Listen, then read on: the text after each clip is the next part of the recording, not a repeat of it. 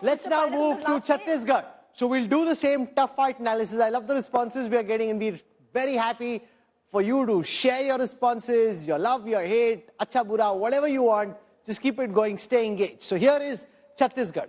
So remember, as I told you, in case you've just tuned in, we tell you which seats look clear for which party and which are tough fights. If they're tough fights, then frankly nobody knows, because Chhattisgarh, the Congress has 38 safe seats, the BJP has 24, which means the Congress isn't safe according to Access My India's data in Chhattisgarh.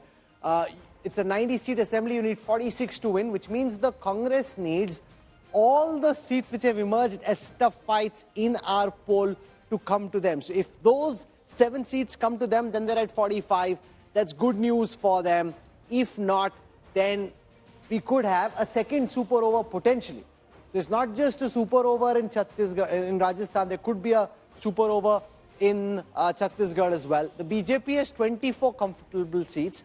They need to win all the 17 tough fight seats and then some of the Congress tough fight seats to be able to pull Chhattisgarh towards them. So it's not easy for the BJP in Chhattisgarh regardless. Anybody who thinks it's a BJP leher in Chhattisgarh, that's not happening. They could scrape through.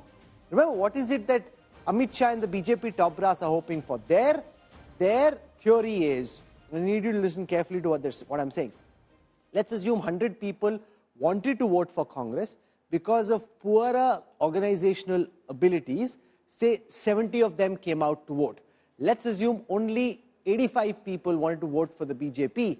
Their big hope is, because of a stronger organizational machine, they're able to get 77 to the polling booth, which means 77 versus 70, they're still ahead. So even if more people wanted the Congress, the BJP's big hope is they can pull more people to the polling booth. That's what they're banking on, which is why they think in the tough fight, they could still scrape through on Sunday. But Rahul, if you see this, the strike rate is very high for BJP to get on. 17. First, they have to win 17 and then try and get some of a few of 7 seats. So that's why. So they'll be at 41 if they win all the tough fights. Yeah, but you don't always win all the tough fights. You win some, you lose some. Strike rate is very high here. So they need to win all the tough fights and they need to win some of the Congress tough fights. And the others will be again crucial. There are lots of seats where the others could pull in 8-10% of the vote, which could be all the difference between party number 1 and 2. I think Chhattisgarh, because the Congress had such a substantial lead over the BJP in 2018, you would say the Congress is in pole position. Yeah. But clearly, this is a very interesting state where 5 months ago, everyone told you Mr. Baghel is through. Yeah. Now, the BJP, perhaps some would argue, woke up too late, or the BJP realized there's opportunity there, got their act together in typical BJP fashion, and they've made it a much tougher fight. So Mr. Baghel will have a couple of sleepless nights. Make no mistake about that. Because if he's below 50, at some stage, the BJP will pounce on him. So Mr. Baghel, as per your safe and tough fight, is at 45 in a 90-member assembly. He wins all his 38 safe, wins the tough fights, he's still only at 45. He will then need to take at least half of those tough fights with the BJP to be above 50. No, so basically, nobody can predict with but at above 50, he will sleep well. No, so with no definite confidence interval, can you predict that you will win all the tough fights? I mean, really, nobody knows. Even Pradeep doesn't know. You can allocate them in different ways. You'll win some of them, you'll win, you'll lose some of them. But the fact, Rajdeep, is, and I believe whether it's cricket or elections, luck plays a role. Yes. Boss, the winning bandwagon effect. जिसका बल्ला चल रहा है उसका चल रहा है वो थर्ड मैन के ऊपर छक्के के लिए जा रही है जिसका नहीं चल रहा है वो आउट हो रहा है. You see, there is that old theory that Yogendra Yadav tells me, and we have to one day solve this mystery. We even told Dr. Qureshi when he was election commissioner. Why is it that after 3 o'clock, the party which is leading seems to get all the closely contested seats, all seem to go one direction, or at least 70 or disproportionate number of them go one direction? I have a reason. What is the reason? I know that. What is the reason? See, in any assembly constituencies, there are so many number of polling booths. So as many as booths, as many as machines. So whoever is party is winning, meaning they are likely to win in most of these booths. so that wherever is the momentum, it gets onto that direction. ये क्या बात हुई यार? 3 बजे के बाद momentum एक तरफ चला 3 जाता है। बजे के बाद नहीं जाता है, 3 बजे के बाद कंक्लूडिंग स्टेज आ जाता है, जो लास्ट का 5-6 मशीन बचता पर है। जहां टफ फाइट है, हाँ। जो आगे है वो 10-12 सीट 20 में से निकल रहा है, 15 में Rajdeep, से I have a different theory. It's just mahal. Let's assume that हाँ, तो फिर उसका मतलब क्या है? No, 3 of you have a very strong opinion and 2 sitting on the other side don't. The ones who are most committed show up really early in the morning. They want to go out and vote. And some people, even on the last day and just before that, are still undecided. They're kind of on the fence. Okay, they can go here, they can go here. Once they figure out that the mahal, whether it's through TV, social media, general conversation, is in a particular direction, they just go with the flow. No, Rahul, I'm talking about counting day day. he's talking about. I am saying after 3 o'clock on counting day, I have noticed, and I'm not making any insinuation. Why is it? No. Why is it that all the close fights often go in one direction? ऐसे नहीं होता। Conspiracy theory है।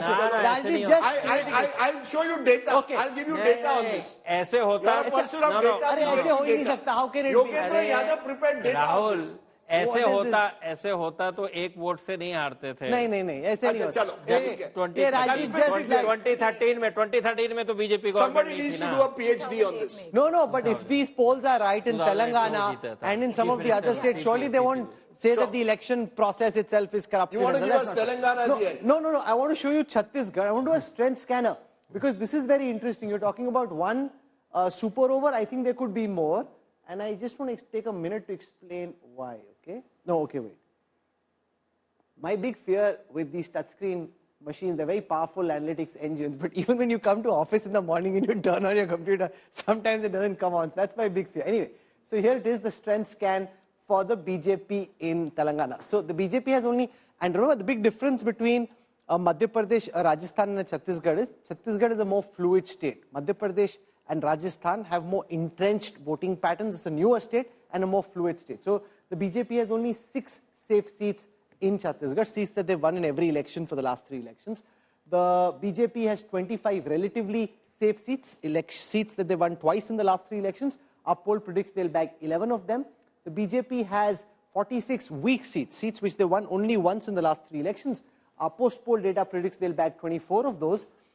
And they'll win 3 out of the 13 very weak seats. If I come to the Congress's data, the Congress predicted to lose 4 out of 9 safe seats, picking up only 5, picking up only 19 out of 44 relatively weak seats, and picking up 17 out of 30 weak seats. So no batsman, as I said, Pradeep, in Chhattisgarh is hitting it out of the park. I mean, if they win, it's a struggle.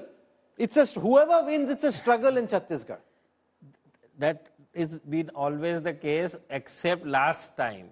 BJP has won 3 consecutive elections and they have never ever crossed 50 mark. See, the majority mark is 46 and all 3 times they have been 47, 48, 49. So I can show that. See, if you see they're very close to 50 when they win, and then that happened in 2003, 8 and 13, and then they crash. Boom, it's just like the bottom falls out of it.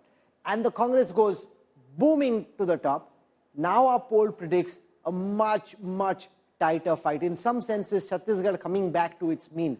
And this was really the anomaly, the outlier, where the Congress won in a very convincing fashion because of 3 terms of anti-incumbency against Dr. Raman Singh.